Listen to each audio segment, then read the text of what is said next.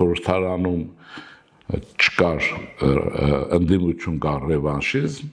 եւ հիմա ռևանշիզմը ուժեղացավ քանակը չեմ հիշում ինչպես էր բայց այստեղ որակական բան անցավ վիճակ առաջացավ որն է դա առաջին անգամ եթե հիշողությունն ու անալիտիկ կարողություններին չեն դավաճանում իսկ դրանք երբեք չեն դավաճանել ուրեմն ասեմ որ Մոսկվային հաջողվեց ուղղակի Կրեմլի ֆրակցիա ազգային ժողով անցկացնել դա բոլորովին ուրիշ բան է այդ ուրեմն ուժեղ Հայաստանը ռուս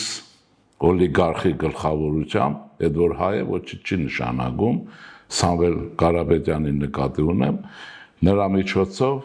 ուղղակի թափանցեց Հայաստանի Հանրապետության ազգային ժողով ես վստահ եմ որ եւ կտեսնենք որ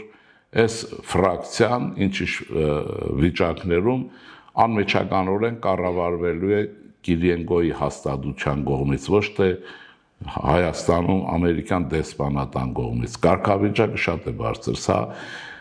ես հատուկ ասում եմ նաեւ մեր իշխանությունների ուշադրությունը հրավիրելու համար որտեղ